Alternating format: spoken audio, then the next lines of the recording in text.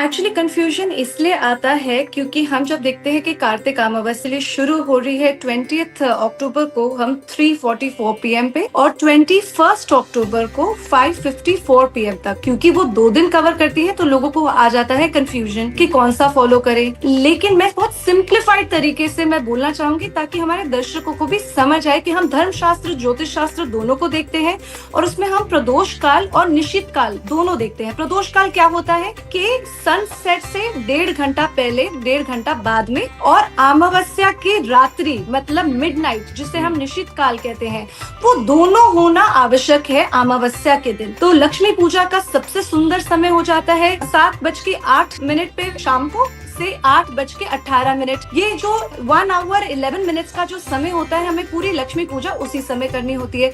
लेकिन क्योंकि प्रदोष काल शुरू हो चुका होता है, कितनी भी आप पूजाएं करना चाहते हैं, जितनी भी चीजों को शुभ करना चाहते हैं, क्योंकि बहुत सारे हमारे यहाँ पे वेदों में बड़ी सारी चीजें लिखी होती है जिससे आप और भी लक्ष्मी को बढ़ा सकते हैं, वो शुरू हो चुका होता है 5:46 पीएम से लेकर 8:18 तक।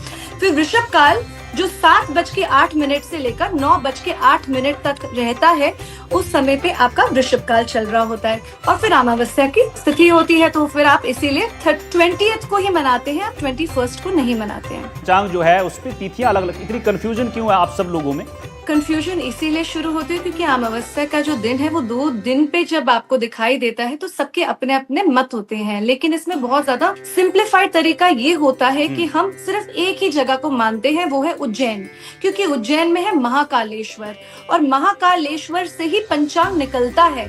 तो हम हमेशा जो वो कहेंगे उसी को ही हर जगह पे फॉलो किया जाता है। जैसे कि हमारे यहाँ पे जो साध्वी जी बैठे हैं, महामंडलेश्वर जी, उन्होंने बिल्कुल सही उपाय जो बताया है, मैं ना सिंप्लीफाइड तरीकों से बताती हूँ। मुझे लगता है लोगों के समझ में जरूर आना चाहिए, वो सबसे ज्यादा इम्पोर्टेंट है। आप दिया इसलिए जलाते हैं, आप पितरों के पहले इसलिए आवाहन और उनकी पूजा और उनको रिस्पेक्ट इसलिए देते हैं क्योंकि उनके कर्म आपके कर्मों पे रिफ्लेक्ट होते हैं। अगर वो ही आपसे खुश नहीं तो भगवान आपकी हेल्प कैसे कर पाएंगे? तो अगर लक्ष्मी माँ आपको आशीर्वाद देना भी चाहती हैं पर आपके बड़े आपसे खुश नहीं हैं, तो आप लक्ष्मी माँ से भी कोई वरदान नहीं पा सकते हैं। इसलिए सबसे पहले पितरों के लिए दिया जलाया जाता है, फिर आप अपनी लक्ष्मी पूजन कर सकते हैं और फिर आप साधना और सिद्धि के लिए बैठते हैं ताकि आप सिद्धियां पा सकें। तो ये बिल्कुल परफेक्ट अलाइनमेंट में चीजें करी गई हैं। जो कंफ्यूजन होता है ना, वो दिन के समय होता है, लेकिन होता ये है हमारे यहाँ पे 3 रात्रियां बहुत महत्व की होती हैं। एक शिवरात्रि होती है, एक दिवाली की रात बहुत इंपॉर्टेंट होती है और नवरात्रि बहुत इंपॉर्टेंट होती है। तो इन तीनों रात्रियों की इंपॉर्टेंस है, दिन का समय इंपॉर्टेंट है।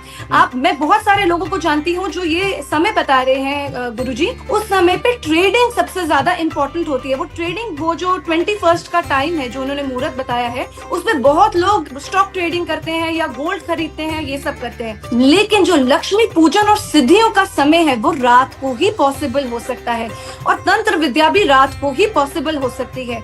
तो कभी भी आप 21st को मना ही नहीं सकते। इसलिए उज्जैन भी आपको 20th का ही दे रहा है समय, क्योंकि वही सही समय है। पंचांग के मामले में बहुत ज्यादा क्लियर है कि हमेशा महाकालेश्वर से जो पंचांग निकलेगा, क्योंकि वो महाकाल है और क्योंकि वहां से ही पूरा यूनिवर्स जन्मा है, हमेशा वो ही सर्वश्रेष्ठ माना जाएगा। आप कोई और पंचांग लेकर आ जाइए, आप उसको सुपरसीड नहीं कर सकते हैं। और ये बहुत क्लैरिटी है, तभी यहाँ पे 3 लोग बैठे हुए और आप ये भी देख लेंगे कि 20th को ही मनाई जाएगी। कंफ्यूजन तब आती है जब सब अपना पंचांग निकालना शुरू करते हैं और वो मिसमैच होता है, क्योंकि समय जो हम बोल रहे हैं शुरुआत और समय का एंड, वो वहां से महाकाल से ही शुरू होता है। इसीलिए महाकालेश्वर का पंचांग यानी कि उज्जैन का पंचांग ही सर्वश्रेष्ठ माना जाएगा, उसके ऊपर कोई सुपरसीड नहीं कर सकता है।